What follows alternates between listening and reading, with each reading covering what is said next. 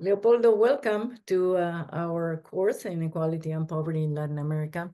And Ludovico Feoli, my co-conspirator this, are very glad that you could make it. And the students are coming into the webinar room.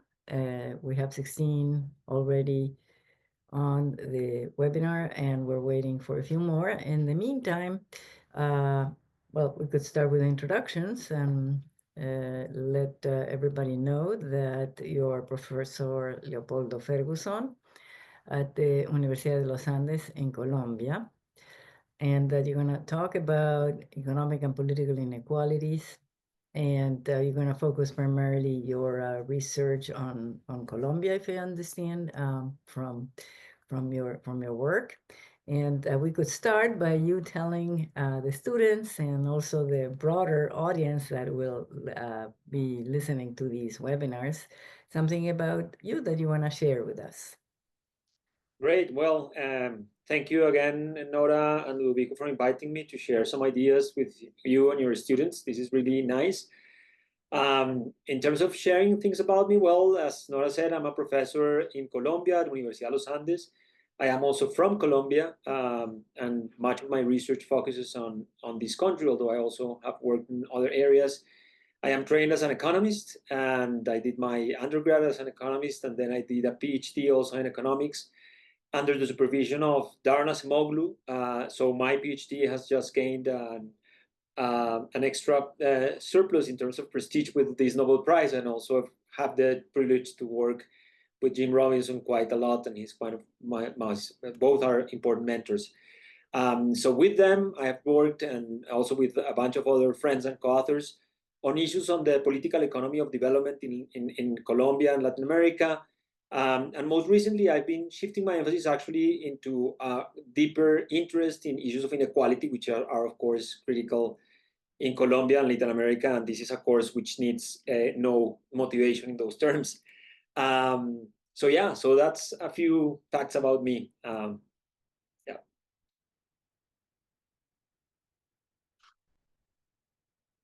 Let me know if I should begin and share my slides or. Yes, I think most of the students are here now, so it's all yours. Go ahead. Great, perfect. So I'll share my screen now. And you'll notice that the title of the presentation is not economic and political equality, but I will deliver. I will talk about economic and political inequality. Let me switch to full screen to see if you can see this in a better format. Can you confirm, Ludovico, or not, that this is now wide and big? Perfect. It's full screen. Okay. Excellent.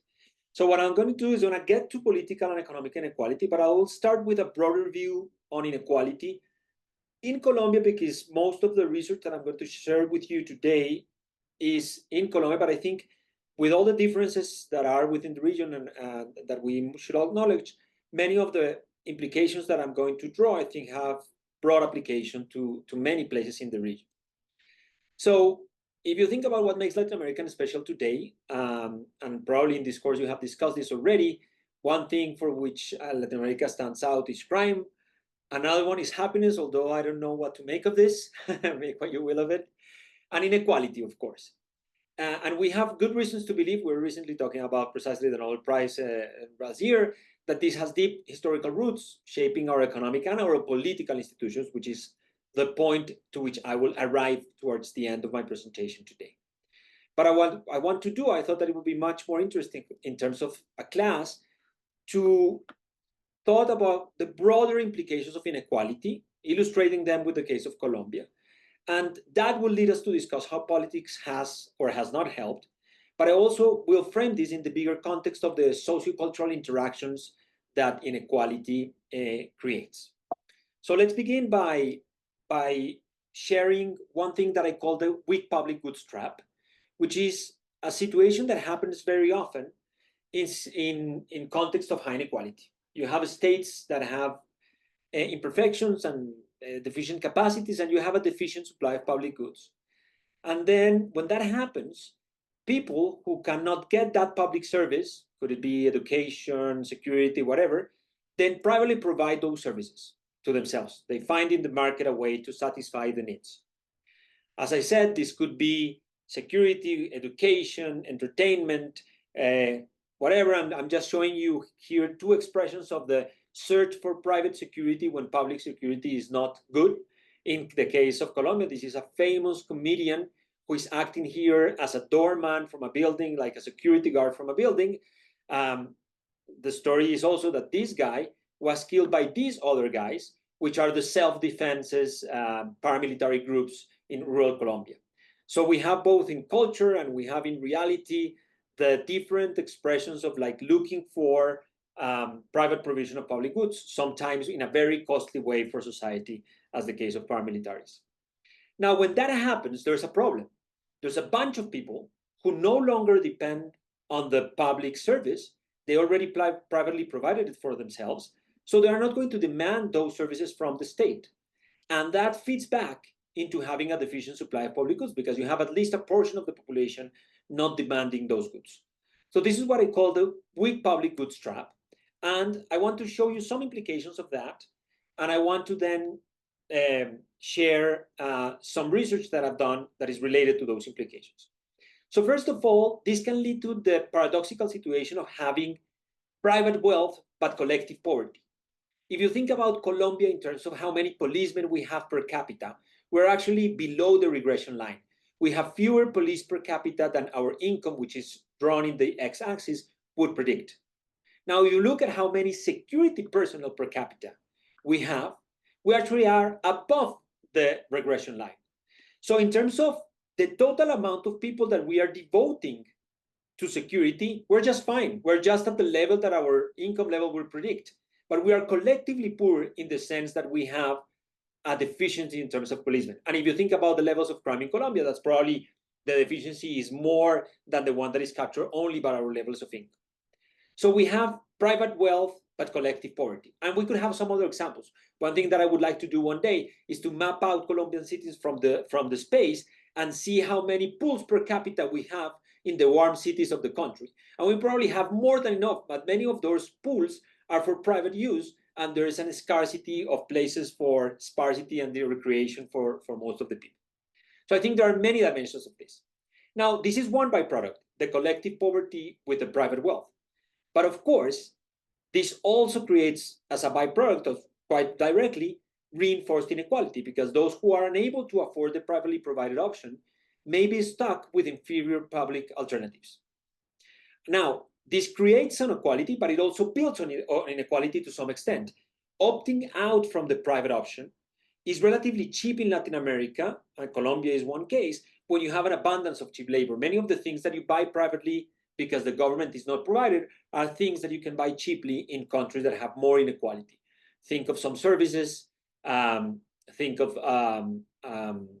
like education, or think of even recreational services and stuff like that can be relatively cheap in a more unequal society for people who can afford it. The other byproduct is, of course, segregation. People do not simply have different income levels under the weak public goods trap. They live separately. Some people move out of private schools into out of public schools into private schools. Some people move out of public parks into a private sports club, things like that. And this has profound implications for culture, for social norms, and ultimately for the persistence of inequality. Now, as a side note, for those of you familiar with the ideas of Albert Hirschman, these are ideas that resonate with what he mentioned in his famous book, Exit, Voice, and Loyalty. But in my reading, he was too optimistic. He recognized that the existence of this type of exit options, in some cases, could lead to the deterioration of organizations and lead to worse outcomes. But he predicted that loyalty implied that people who would be very committed would be the last to leave, and that would lead to some regulation. So I'm going to talk about education next, but in his example, this would happen with public education. People would be aware if they didn't go to public schools because they could afford a better private school, then there would be social segregation. There would be less of a collective and civic place of encounter, and that would be bad. And he would say, well, people who understand this, that there's like kind of a collective loss if I leave the public school, will be the last to leave. But I think he was too optimistic because the private incentives are just too strong.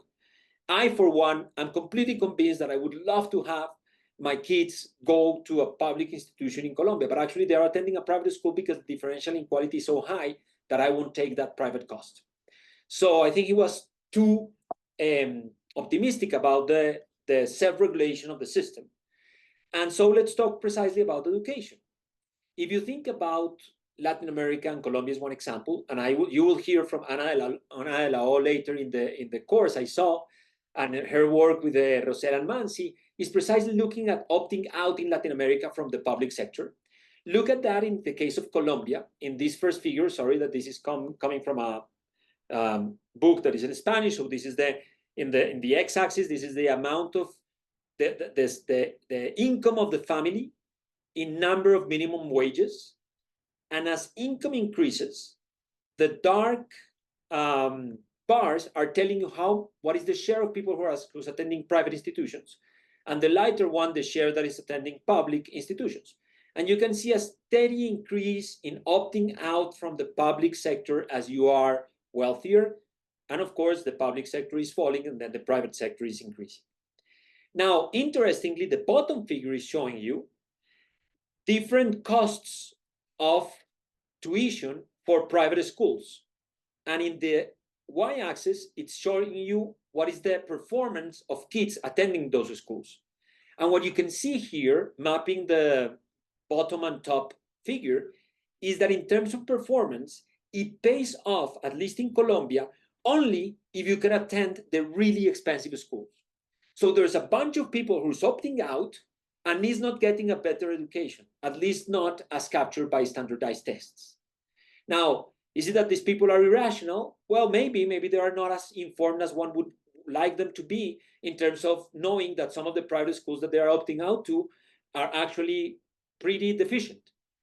But also, to some extent, it might not be irrational. In the context of the high inequality and segregation, some of these people is actually making an attempt to access a network of friends and the symbolic status of attending a private school, which can have an effect on their economic and social performance. Of course, there could be other reasons. That could be the fact that they are seeking for a religious education, that they distrust the public sector, but this is actually part of the problem. Or in some countries, this is not so much in Colombia, some people opt out of the public schools and go to the private schools because it's a way to get an easy degree for a student who is not very disciplined. That's not typically the kind of reason that is motivating this exodus here, but I am aware that in some countries that can be the case. Now, the thing is that when you have this kind of segregation, when from very early on, richer kids study with other richer kids and poorer kids study with other poorer kids, then things get cultural. By going to a certain school, you are attending with a certain network of friends, you are becoming part of a closer circle, and you start having almost a different cultural. Things get cultural, and when things get cultural, things get weird. So it happens in Colombia, as in many Latin American countries, that you can be my age, and you meet someone, and they ask you, hey, what high school are you from? And it turns out when I asked ChatGPT what face would a 30 or 40-year-old person make when asked, what school are you from? That's the face that would make. They was like, why on earth are you asking me this 20 years after I've been out of high school? Well, you're asking me this because in a segregated society, that information tells you about the background of the people in a very full manner, and people use this to categorize people in terms of their social status and social background. Now, is this cultural signal actually a thing? We did a very simple test in this. By the way, I'm sharing the presentation, all the references that I'm citing, so you'll be able to look, if you're curious, at any of the papers that I'm going to, or books that I'm going to be referencing. And so in this book, we did this very simple example in which look at the names that private schools have. So we first went to the very top elite private schools in Colombia, and we collected their names. Then we looked at the public schools, which are accessible to anyone, and we collected their names. And then we looked for all the other private schools, the resemblance of those names to the elite ones. And here we use this method of looking at a phrase or something that is, in this case, distinctively elite, if it is very common among the elite schools and not very common among the public schools. And then we correlate that index of elitism, how elite does the name of the school sound, with the performance of the school in standardized tests and with the cost of the school. And you can see here that both relationships are positive, which tells you one possible interpretation is that costlier schools sell performance, but they also sell distinction. They also send this pertaining to something that is at least partly captured by the name. One interesting thing also is that the name eliteness index is more pronounced in more unequal municipalities. It's precisely in more unequal municipalities where you want to access this distinction if you are attending a private school. Okay, now, if you are still not convinced that part of this is cultural, there's this other paper that is, about to come out, the working paper, that I worked on with Natalia Garviras Diaz and Michael Weintraub, which is looking at the effects of class-based accents. So what we looked at is that, well, if people are segregated from early on, they are different in a number of things. And one of them is that there is a high-class accent and a low-class accent in almost every major Latin American city. So we did this thing that is very much used in marketing, which is a conjoint experiment in which you are presented with two alternatives, and those alternatives are a bundle of options. So you are going to be asked whether you prefer person one or whether you prefer person two. And in our case, person one is described by an audio snippet in which in first person, a man or a woman, these were professional actors, is speaking in either high or low class accent and is sharing what their main personality trait is. And then you have information on their income and their education level and the work experience. And then you are asked, who do you prefer? Who do you prefer as a friend? Who do you prefer to share the workspace with? Who do you think is more likely to be your boss? And so on. And notice here, we're going to infer from those choices how much the high class accent matters. And we're going to be able to control when we look statistically at these choices for income and education. So we're going to make sure that if people prefer someone who has a high class accent, it's not only because they are inferring the income or education that they must have, it's because there's something directly important about the accent. Moreover, in some variations, we left the income and the education out. So in those variations, people have to infer income and education from accent because they don't have any direct information. So it allows us to do what is called a mediation analysis, and in that mediation analysis, we can also see whether the accent matters in and of itself or only as a signal of education and income. Okay, so what are the results? They're pretty striking. This is different choices that you are presented with. Which of the two persons is more empathic? Which one is more trustworthy? Which one do you prefer as a business partner, as a friend, as a colleague? Who is more likely to be your boss, or who is more likely to get a very nice job opportunity? And in all cases, you can see that there is a marked high-class accent captured by the bottom circles in each one of these figures. So there is and this is in magnitude quite important. The accent is quite important. Now, as I said, this is not simply about inferring income and education. We control for it, and our mediation analysis suggests a similarly strong controlled effect. That is, even if I know exactly what the income level is or what the education is, the accent still matters to me in terms of preferring this person as a friend or as a business partner, and so on. Okay, now, if accents matter not only because they allow you to infer how educated as a person is, which may be relevant for choosing that person as a work partner, then what is it that people are inferring? Well, in our pilot exercise, we actually asked people to infer social class, sport preferences, leisure activity preferences, musical preferences, and the extent to which these people could have friends with social influence by comparing the low class and high class accents. And all of these dimensions highly correlate with the high class accent.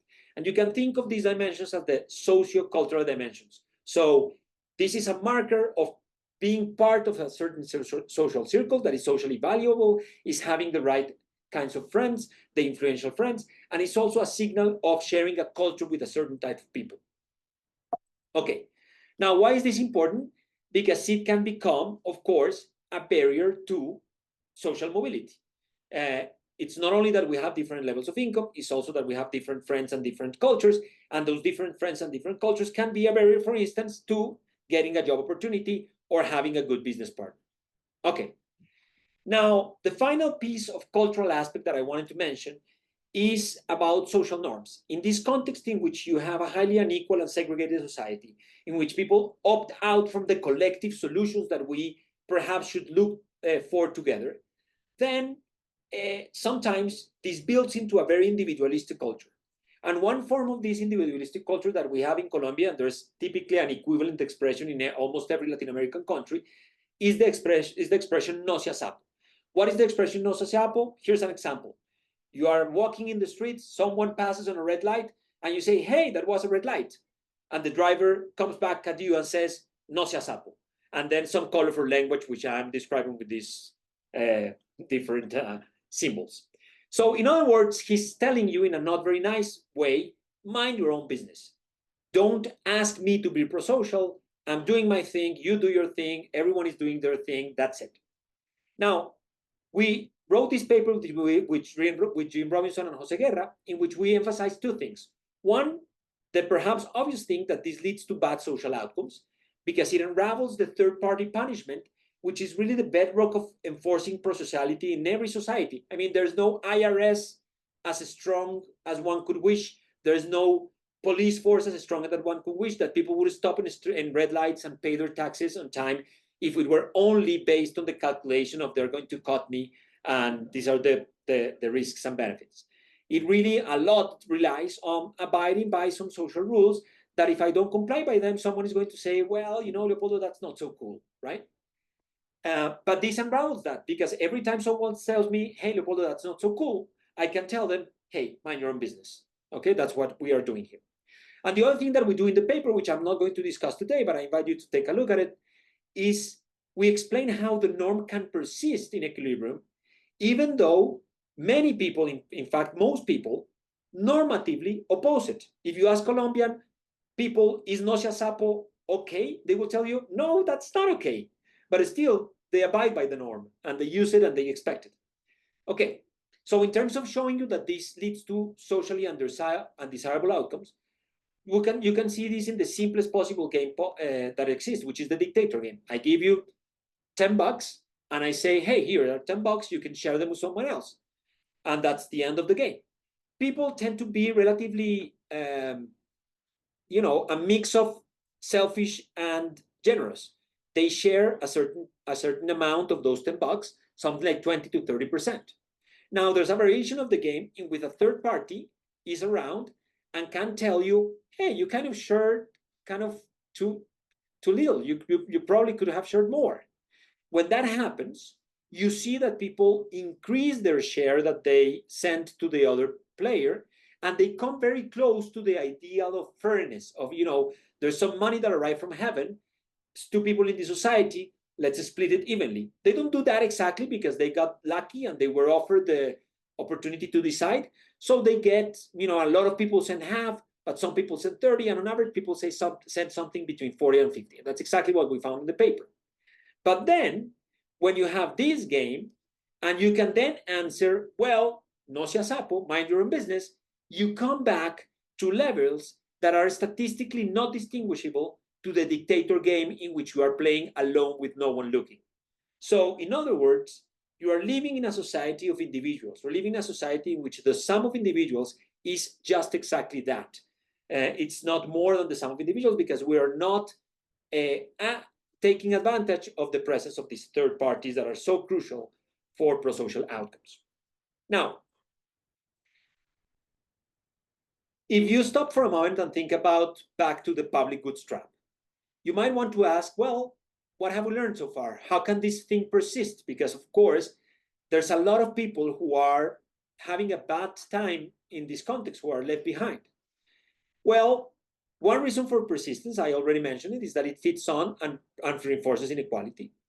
A second reason for persistence is that there are these complementary culture and set of social connections and social norms that emerge around segregation and not being part of a collective that kind of reinforce it. Everyone is minding their own business. Everyone is trying to find a solution for themselves. That's fine. Don't ask me to get back into trying to fix this collective issue. That's too complicated. But in fact, this is part of the story, but it is not sufficient. Because if you think for it for a moment, if the political system gave voice to those that were left behind, if we had true political equality, then this should create a demand for public goods to break or at least to diminish the trap. So to a degree, you should have a failure of political equality. In other words, you should have political inequality for this thing to really persist. Now, what are the two messages that I want to say now?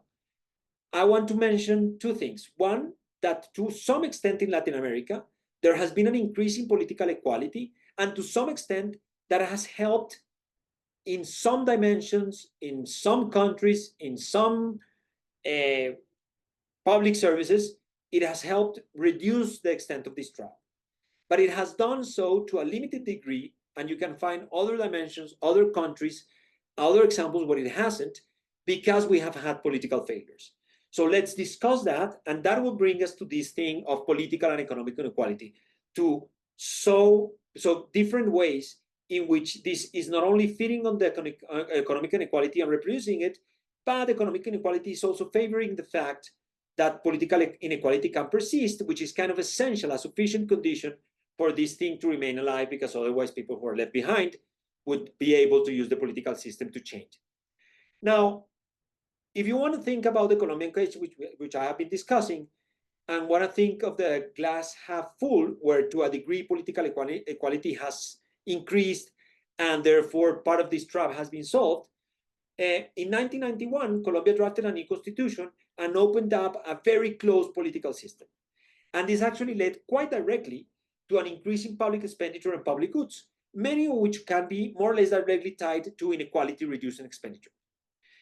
And so if you want to see some figures on that, let me show you some. These are not from me. This is from a paper by Alejandro Gaviria. This is inequality and social mobility. The red line is the US. The blue line is Colombia. We're still much less mobile in terms of the correlation between the education of parents and children than the US, but we have been improving. If you look at poverty, this is the extreme poverty is the red line. Poverty is the blue line. We have been able to reduce poverty quite substantially. And if you look at some of the side from what the government has done, this is the increase in educational expenditure in Colombia. It had a big increase in the 50s and 60s, and then it had another big increase in 1990, precisely what I mentioned. If you look at infant mortality, we have also increased. So there are some things that have increased, and some of these, some people have argued, can be directly tied to the fact that the 1991 Constitution gave voice to new people, gave the opportunity to demand these goods from the state, and so on. But at the same time, all the habits have died hard, and this has happened in the context of many political failures, making reality much more complex than this.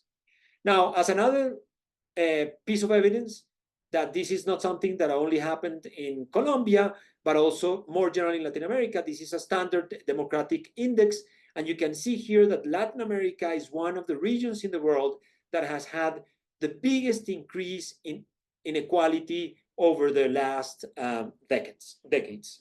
So there has been a true democratic opening in the region.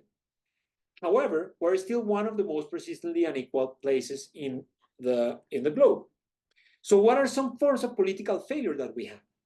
So one form of political failure is clientelism. Clientelism, defined in the traditional way as political scientists do, it's exchanging political support for private benefits. So that can happen at the polls. The vote buying is the most obvious example, but there's also clientelism in Congress when a president is giving a goodie to a congressman so that the congressman approves a certain bill. Or it can happen in raising money for political campaigns. I give you something back in the form of contracts if I get elected, and you finance my campaign. So there are many forms of these clientelistic exchanges in political life. And you can notice here that it takes very much the tone of the culture of the opting out from the public solution to a new level. It's basically buying the public resources for the private gain, using the public resources for a private gain. And I use the public budget for this private solution. Notice also that this is also consistent with the individualistic culture. This is a fragmented society where each one fends for themselves, and maybe I support a politician because he's going to give me, you know, the slot that I needed in the public school that I needed. So I'm solving my private problem. I'm not solving the collective problem that is scarcity of slots in the schools in my neighborhood or whatever. And finally, notice that this is clearly politically unequal because not everyone is politically relevant or has a powerful political connection to exchange a favor with. So we could draw from evidence from all of the region. I'm showing you the case that I've studied. This is Colombia. We did these large surveys throughout the whole country, and we asked for vote buying as one measure, one classical measure of clientelism. Bear in mind that this is not the only scenario where clientelism occurs. And basically, we asked both directly and indirectly, indirectly through what is called a list experiment. A list experiment basically asks you not how many things, sorry, this is backwards. Not which, but how many things you took into account when voting. And that you asked for that in a list. And by including or excluding vote buying from the list, you can statistically infer how prevalent is vote buying. Why would you do this? Because if you ask people directly, they might to some extent tell you the truth, but they were going to distort the truth to answer what is correct, what is normatively okay. And that's called the social desirability bias. Oh no, of course, I don't sell my vote. That would be horrible. You are answering with the correct answer, not with the true answer. Now, indirectly, you are protected. You are not actually discovered as doing something bad, so you can answer with the truth. So the difference between the direct and the indirect question will actually tell you the extent of the social desirability bias, the extent to which this behavior is considered inappropriate. And there are two interesting results in this graph that I'm showing you here in the left. One, vote buying is a very common consideration on deciding who to vote for in Colombia. Between 50 to 20% of the people say that that's one of the reasons they voted for one candidate versus another. But second, they are just as willing to admit to it when you ask them directly versus indirectly. The difference between these two is close to zero, and we cannot statistically distinguish it from zero, suggesting that people are actually not ashamed of admitting this. So it is kind of already a social norm. It's socially okay, at least in our sample. Okay. Now, clientelism is relevant. Now, this has everything to do with a weak state, which is an important part of this segregation, public goods trap, and so on that I mentioned. With the same macro data from Colombia, we also include a list experiment that measured not only vote buying, but tax evasion. And we use tax evasion as a measure of a weak consensual state, and emphasize the word here consensual, because evading taxes is a mixture of the state is not capable, it doesn't have the apparatus to make me comply, but also I do not want to comply. So it captures both the citizens' agreement with the social contract and the state's capacity to enforce it. And what we find out is a very strong correlation between people who are willing to evade taxes and people who are willing to be clientelistic in terms of selling their vote. And we present a number of other correlations which are consistent with various mechanisms that imply that clientelism makes for a weak state, and a weak state creates clientelism. The classical one that has been emphasized by political scientists is that with clientelism, you are actually looking for private goods. We are not looking for public goods. So that is a direct weakening of the capacity of the state to provide public goods. But there are more. For instance, with clientelism, you displace the formal relations with the state. I don't demand the state to improve the amount of slots available for the schools in my neighborhood because I have the right to do it, but I actually look for a politician who's willing to do me the favor of finding that slot. So I substitute formal relations with the state with informal relations with politicians, and therefore the state doesn't have this responsiveness to the demands of the population as a whole, but only to the instruments that are politically relevant to the one politician or another. Closely related to that, it fragments society. I'm looking for my own favor from one politician.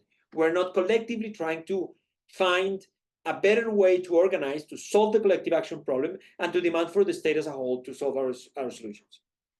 Another mechanism that we explore is the fact that there's some, reciprocal justification in norm defiance in these circumstances. Okay, yes, I'm buying that politician is kind of corrupt, but at the end, I also sold my vote, and vice versa, right? And finally, it undermines elections. When you have a clientelistic exchange, you give your vote, you get what you wanted, and you can forget. The deal is done. You don't have to see whether the guy was good in office, whether he delivered his promises, whether he was corrupt or not. Your part of the deal is done, and so you don't have incentives to be as informed and to demand as much accountability from politicians. Okay, so that's another political failure that can be behind the fact that there is political inequality, and that is part of the persistence of inequality economically as well. Another very stark political failure in Colombia is brute force or violence. Brute force sometimes takes other forms, but in Colombia, in some municipalities, it takes the forms of violence. This is work that I did with Pablo Querubin and Nelson Ruiz and Juan Fernando Vargas, in which we exploited the local elections of mayors, which, by the way, was a reform introduced shortly before the 1991 Constitution, which was in the direction of democratization, giving voice to municipalities to be able to select and elect their mayors who previously were appointed directly by the executive. And what we find is that left-wing parties, which up to that point had been largely excluded from political contestation, face the following situation. As soon as someone wins, and so here this is what is called a regression discontinuity. Some of you may be familiar with this, but in fact, but all that it's doing is that I'm looking at the relative share for the left party. So at the right side of these graphs, someone from the left party, from a left party won, and in the left of this side, someone from the right party won. And what you can see here, measuring paramilitary attacks in the vertical axis, is that there is a discontinuous increase in paramilitary attacks in areas where left parties narrowly win, which is suggesting that in areas in which, the left to the right divide was kind of similar, but one area just narrowly selected a left-wing party. So these are municipalities that are comparable in their political outlook, but in one, the left party was lucky enough to win. Well, paramilitaries, which are right-wing militias, start violently attacking these municipalities. And in the paper, we present evidence consistent with the kind of effects that this had on stopping mayors from doing the changes that they wanted, and on stopping left parties to run again, because many of these attacks actually crippled many of the leadership from the left-wing movements. Now, all of this takes us to the paper that you read for today's lecture, which has to do with this interaction of economic and political inequality that I wrote with Jim Robinson again and Santiago Torres, in which we discuss something very related to what I just presented, these left parties arriving to electoral politics at the local level for the first time. Well, this was a more general phenomenon in Colombia. And we discussed in the introduction of the paper that it has been a general phenomenon in much of Latin America. The fact that people who previously didn't have their voice heard in the political system started coming into the political system. I'm showing you here the entry of new political parties and movements in Colombia through time, and you can see an important increase after having a heavily bipartisan system, with both parties really representing the interest of essentially elites, the opening up of a system which creating perhaps too many parties, which is a problem to some extent, but at least the entry of different groups. Also, the entry of different groups came up with increased competitiveness. I'm showing you here how many consecutive periods the different cohorts of congressmen could stay in power, and that thing consistently decreased in Colombia, giving more competition to a Congress that was perhaps very full of safe seats for politicians who didn't face much of that competition. Also, this figure is showing you that many of these people who entered are actually people who had different ideas. If you look at the identity groups that they represented groups that were not really having their voice heard in the past in the bipartisan regime. Afro-Colombian communities, indigenous communities, peasants, women, victims of the conflict, and so on. In the right, actually, I'm looking only at the share of female candidates, which is another important dimension of inclusion, which also increased. So it's not only that new people are entering, people who hadn't been in politics, but these people hadn't been in politics, and they are at least descriptively different. They probably have different views. Now, as direct evidence that they have different views, we actually looked at the newcomer politicians and the non-newcomer politicians, and we again did this language analysis in which we looked at the bills that they passed, and we analyzed what were the typical things that these bills were about if you are a newcomer or if you are a non-newcomer. And the distinctively newcomer topics are actually different to the distinctively non-newcomer topics. You can look here that the non-newcomer topics are in fact something that is very much old politics as usual. The celebrations, honors, and monuments, I gotta tell you, that's actually a typical thing that a politician would do to direct resources, very often in a clientelistic or patronage fashion, to a given municipality or place. And a lot of things that have to do with administrative affairs, public contracts, taxation. The newcomers are instead thinking of issues of welfare and poverty and social security and health, suggesting that there is, at least to some extent, some demand of attending several needs of previously excluded groups with these newcomers. Now, the final exercise that we do in this paper is that we ask, okay, there's new people coming, they have different views, this is in a traditionally very closed system, perhaps this can work for Latin America and for Colombia in the sense that we have the presumption that one of the reasons that this region is so unequal is that this has these very deep historical roots of high political inequality that tend to persist over time and that do not enable this region to emerge from that unequal equilibrium into a more shared prosperity equilibrium. Well, what if there's a problem? Part of what happens when newcomers come in very highly unequal places is that they face structural limits to what they can do to reduce inequality.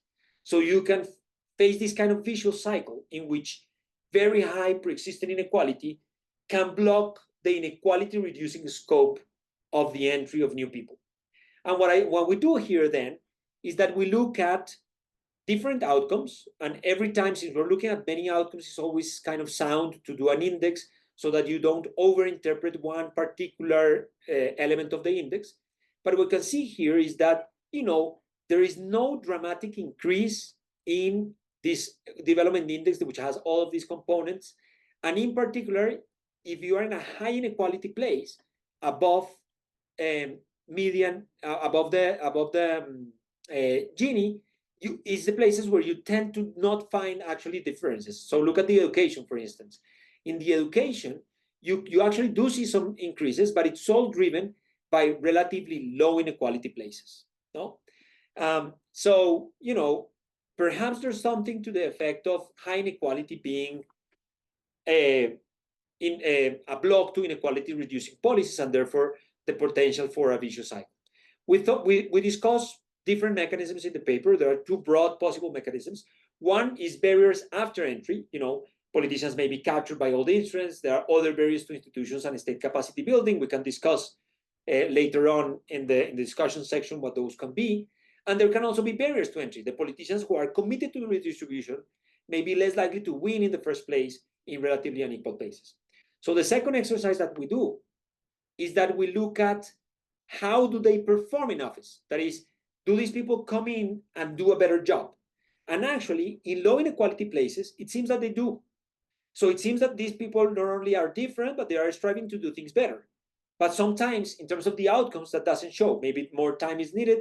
Maybe whatever they do well in terms of administration faces some counteracting action by established groups who do not benefit from the changes. And in terms of corruption is another important thing. There's this very old idea of the iron law of oligarchy, which is that you might be new to the political system, but if the political system has exactly the incentive for you to be corrupt, then you're going to be corrupt. And all the entrants become corrupt and their incentives become corrupt. Well, we actually do find that in high inequality places, corruption seems to increase, not so in low inequality places. The final thing is, well, maybe also there's something going on, which is that in high inequality places, these newcomers are actually not so different. They don't come in with different preferences. They cannot run in the first place. And that's the final exercise that we do here. And you actually can look at here at two things. I would emphasize two things. One, newcomers on a number of things are actually different than non-newcomers.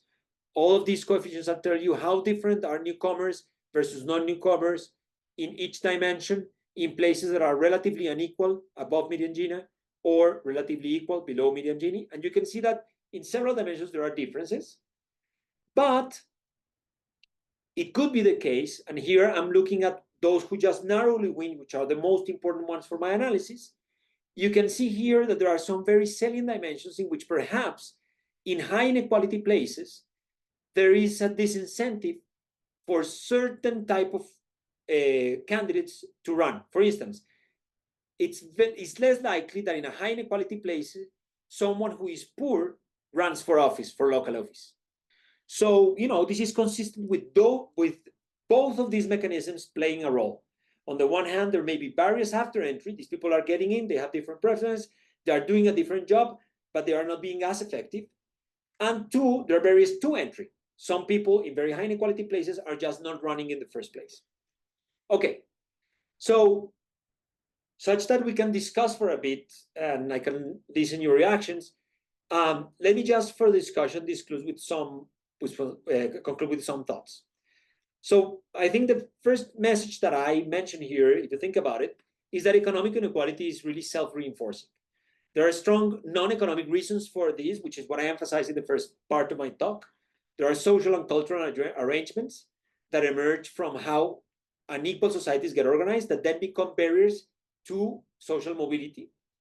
And by the way, there are also a lot of economic reasons that I didn't discuss today and that you probably are going to discuss to some extent in the course.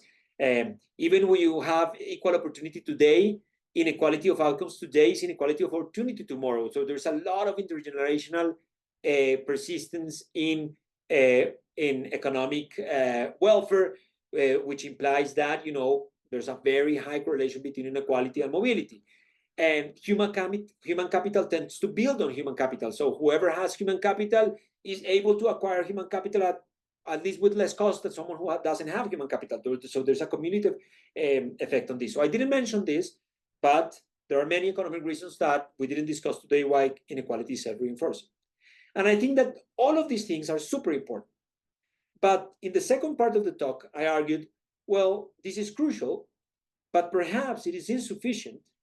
There must be, at least to some extent, political failures present that lead to political inequality. Because, if these failures were absent, if we had full political equality, you would think that those that are left behind would influence policy to curb economic inequality because they are not, they're having a hard time as a result.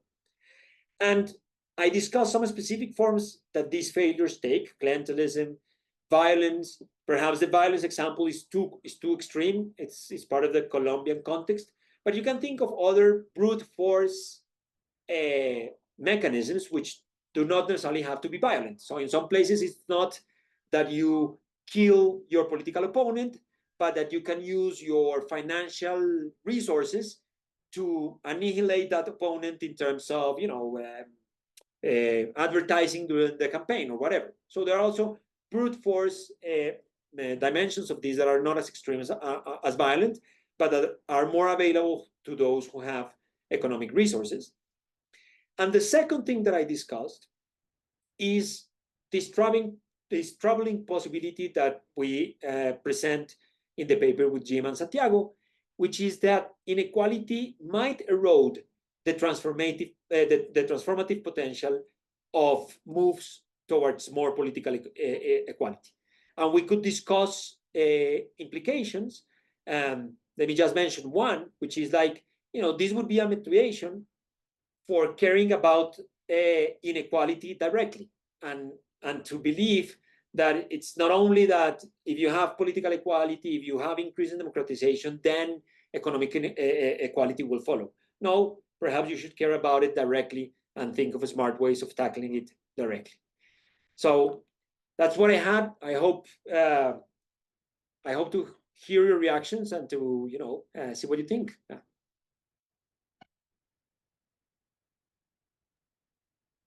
Thank you, Leopoldo, for that excellent presentation. Very, very interesting. We're going to open it to questions from the students.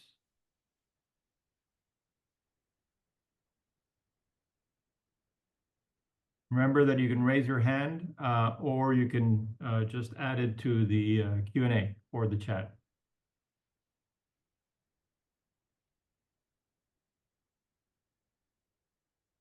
I guess while they muster the courage, Leopoldo, let me throw something out. How generalizable do you think the things you've presented are to the rest of the Latin American region? That's a very good question, and I think that there are some mechanisms that are common and some things that are very different. So, for instance, I talked about the weak state trap. And I said that, in many of our countries, the problem is that the state is too weak. And in many dimensions, I think that's true. But in some countries, a problem is that the state is oversized. It's not what happens in all of the region, but there are cases in which that happens. And it's oversized and inefficient. No? So that's one thing that has been said of Argentina, that it's not, if you look in terms of tax revenue and tax rates and so on, maybe the problem with Argentina is not is more an inefficient public sector than a small public sector, for instance. So that's one difference. Now, on the other hand, there are things and there are trends that I think are common. This opting out of the public sector, again, you will discuss this, I think, with Anna in more detail, but there are some trends that suggest that in some dimensions, we have moved more in that direction, even in countries in which that didn't happen as much. So again, Argentina is to be a country in which a higher share of the population would go to public schools and a smaller share would go to private schools, and the share of going to private schools has increased in recent years. So perhaps there's a move towards that kind of solution, which, everything has to be evaluated in its own context, but at least has the potential for the problems that I mentioned here today. In terms of the cultural issues, the fact that we have this cultural divide among social classes, there are, again, similarities and differences. There is an old paper by Guillermo O'Donnell that someone suggested to me recently, and I think it was very interesting because it made a contrast between how people reacted to these kind of situations in which you are saying, who do you think you're talking to? And how they react in Argentina versus how they react in Brazil. Is that the capture of public spaces? Yeah. And so what O'Donnell says is something like, in both places, the difference in hierarchy is acknowledged. But in Brazil, it is acknowledged in a way in which it's acknowledged and sort of, I accept it. Okay, yes, okay. And you become kind of differential. In Argentina, you acknowledge the difference, but the response is like, and what do I care? It's like, yeah, you are in another hierarchy, but what do I care? And so he goes on to elaborate and says that, well, this probably has to do with differences actually in the level of inequality in one place versus the other, and status and so on. So again, I do think that these status things and cultural things, like the accent things that I mentioned with the exercise that we did in Colombia, is important in many places, but there are different degrees, and it hasn't stayed the same. I would say that Colombia is still a very it's a place where the class divide is very stark, but it is not as stark today as it was probably 20 years ago. So I think there's a risk to overgeneralize. There are very different, there are interesting differences, but I do think that many of the things that I mentioned will ring to to citizens of many other Latin American countries as familiar. That's excellent. And perhaps drawing a line between previous themes in the course, some of those subtleties, differences, cultural differences across countries may be linked to the historical development that is unique to the different countries, and in particular, asset endowments, and how they differed across countries. Yeah, definitely. Things like the factor endowments and the fact that you could have more of an indigenous population, for instance, which creates a divide that is not only in terms of income, but it's also the ethnic outlook. And so those things can reinforce some of these cultural divisions, definitely. We have a question. It says, in figure 7, ex-guerrilla is one of the identity groups. This spike is due to the ceasefire between Colombia and FARC in 2016. Is that correct? Is there an established ex-FARC member political party, or are these ex-guerrillas running for office without a party? Okay, so let me look at figure 7 exactly. Yeah, so there are different moments in which the ex-guerrilla members have increased representation. So by the way, one was in the 1991 Constitution, which was partly a new constitution, but partly also the result of peace deals with other groups, in particular with the M19, which is the guerrilla group that Gustavo Petro, the current president, was part of. So there was a first initial spike, which is not as evident in the figure, but is there. And the second one indeed had to do with the peace agreement between the government of Colombia and the FARC. These people got reserved seats as part of the deal. So the increasing representation of former guerrilla members that we observed recently is not really actually one that comes from the competitive electoral result, but from the peace deal that was signed with the FARC. They have had a very hard time building a solid electoral base, and it's likely that that group will become marginal in years to come unless they, probably make some alliances with other groups. But other groups have been very, very, cautious in making alliances with the FARC. It's like they don't have a very good reputation. Yeah. If there's no other question, I'm going to thank you, Leopoldo, for this tour de force. I mean, you covered so much ground in a little time that was quite an accomplishment. Could you put your last slide on? Because I have some comments that also have to do perhaps with a discussion that involves a methodology to analyze some of these phenomena. That I think that, probably Ludovico is a political scientist. Probably political scientists and sociologists feel invaded by economists and their methods. Jim Robinson is a political scientist, but he always works with economists, I think. Yeah. So I think that the premise that there is sort of a political inequality that exists historically. It's been determined, and it has not.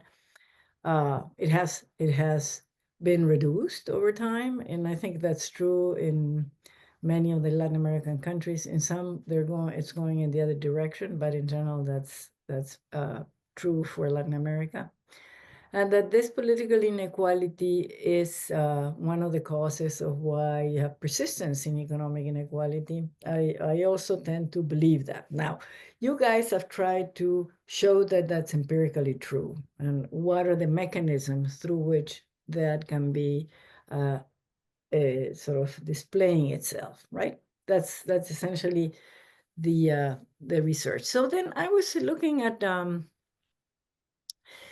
that you would have expected that if there wasn't political inequality, the economic inequality would have been curbed. And there's where I am beginning to think about how far can you go with an applied micro approach? And let me ask you the following question. And you mentioned Argentina. One way in which they sort of once the left-leaning or populist-leaning, populist left-leaning, anything that however you want to label, is in power in some countries, it manifests itself through an increase in public spending, which becomes unsustainable, and it ends up in crisis, and then you have people much worse off from the economic point of view. Economic inequality may rise, poverty rises, etc., but it is recurrent. So what people produce as an outcome to combat inequality may actually not be effective. So that's one aspect that we may not be capturing with this framework.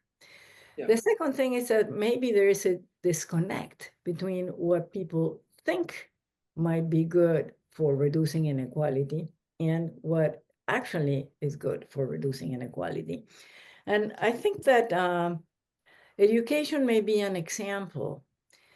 It's often the case that education is not given high priority among the disenfranchised as a top, if you want, place where you want to see investment. And that happens not just in Latin America, in many places in which people try to do sort of more grassroots responses to what the needs are in the community. Education does not come that high. Yet we know that one of the main factors that drives down earnings inequality is equalizing education. So you have disconnects. And again, I don't know how you would capture these two elements that I'm putting on the table in a framework that looks at applied micro specifically. So I guess my question is, you obtain knowledge, but what do you do with these things that may not be part of what you can investigate, or maybe you can? So here's what I wanted to hear your opinion on. Yeah, well, those are really deep questions, both in terms of how do we think about those two issues, and then how do they affect this empirical exercise. So in terms of those two issues, I think that I don't have much to say on the second, like to which extent is that people don't understand what is most effective to reducing inequality or not. Or let me get to that after I act on the first one, which is the most obvious one from the Colombian perspective, because Colombia has been kind of the poster child in Latin America as being the country that doesn't undertake unsustainable policies, right? We have been like, we don't undertake sustainable policies. We didn't default in the 1980s. We haven't had a hyperinflation. We are so well behaved. We're disciplined. We have fiscal discipline, monetary discipline, everything. Yes, there was a point in which we had high inflation, but it was high, but always moderate, never hyperinflation, and so forth. And there are different explanations for that. I think that one precisely tricky thing about political inclusion in context of high inequality is that it is a fertile ground for unsustainable policies. So Colombia, for a lot of time, didn't have unsustainable policies, economic policies. That, of course, has been very good for many outcomes, including decreasing poverty and so on.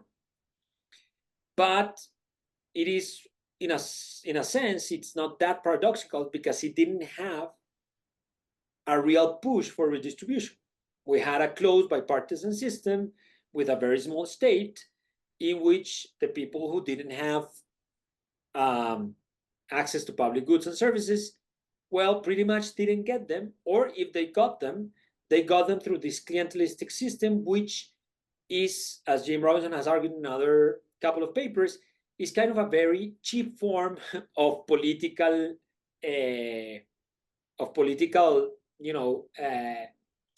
managing of managing political discontent. Clientelism is very cheap compared to populism. in terms of how much it impacts the fiscal accounts. And so we had that for a long time. And indeed, the opening up of the political system in Colombia has created a redistributive pressure, which is directly embedded in the Constitution, which says that, you know, education is a right, having access to healthcare is a right, and so on. And we have been in the last 2 to 3 decades finding out whether Colombia is able to respond to that distributive pressure, which I think it should, while at the same time not falling into unsustainable policies. And I think, you know, we don't know what's going to happen. And Petro is kind of a perfect example of that tension. So on the one hand, he got into office and the first thing he did was very responsible. He passed a tax reform, and the tax reform was, you know, better than the tax reforms that we've had in the last few years. And it was, you know, the bar wasn't too high, but still, it was a tax reform that was probably, you know, welcomed by anyone in the, you know, orthodoxy, in, you know, multilateral organizations and so forth. On the other hand, it's at best naive, at worst misinformed and misguided in terms of how he's attempting to improve the health system, which is a very important thing for people's welfare and it's a very important thing in terms of dealing with systemic inequalities. And so, you know, but still, some people who are disenfranchised and not and striving and so on might still support his policies, even if some of those are quite misguided. So I think that you know, the risk of, in other words, I mean, I think that redistributive pressure with high inequality is a perfect context for unsustainable policies. We have been able to escape them so far in Colombia, but we might not be able to escape them in the future. I don't know. We're exactly in that area in which we don't know. Yeah, and in terms of the second thing, yeah, well, people know or don't know. I think that's, I mean, it's so hard to grasp that. I would say that in terms of education, one thing that probably happens to some extent is simply the inability to see a possible path, right? It's just so beyond you that you cannot imagine that path. So when, for instance, Colombia created these scholarship programs for low-income households, low-income kids who were very, very high achieving but very low income, and they would pay the university to these kids, one of the problems that arose is that these kids had no idea what to study because it was just simply not in their imagination that that was possible. So I don't know if that's one of the reasons why people undervalue education. It's just something that you never think of as a path that is available to you. And therefore, perhaps you don't value it or you don't demand it because you see it as very distant. But, you know, I don't have really a good answer for it. And finally, in terms of the empirical implications of this, I think you're right. I mean, we're looking very coarsely at whether municipalities that elected newcomers are doing better in aggregate and are doing better in performance, are doing better or worse in discipline or corruption. But for all the reasons that we just discussed, it might be the case that actually you elect a newcomer who has the best of intentions, but actually is doing a very bad job in terms of performance because it has misguided policies, and perhaps in the process of doing that, it also falls into corruption. So yeah, I think that's that's a fair point. We have a second question, and it is the Pacific region, Choco, Valle de Cauca, where we find the most economic and education inequality? If so, could race be a factor in this inequality? Yeah, well, there are so many things about the Pacific region, but I do think, I mean, the short answer is that I think yes. Race in some areas in the country is not as salient because people could have, you know, the same color of their skin and be super rich and super high status, or super poor and super low status. But in places like Chocó and Cauca and Valle del Cauca, there is a very stark correlation between your ethnic outlook and your race and your economic well-being. And there's also work showing the discrimination that comes with that. So my colleague Juan Camilo Cárdenas has done some work showing that, you know, these kind of CV experiments in which identical CVs, but one has a distinctively black name, or it has a picture and you're black versus you're white, is actually discriminated against even at equal levels of qualifications.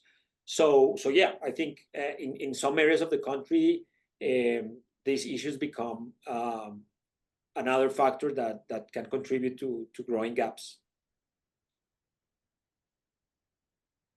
Well, we're practically at the end of our time. So the only remaining thing is to thank you again, Leopoldo, for a fascinating talk and for answering our questions. We're very grateful, and also for sharing your paper. No, thank you for inviting me. I hope this was stimulating for all of you, and good luck with the rest of the course. Thank you. Absolutely.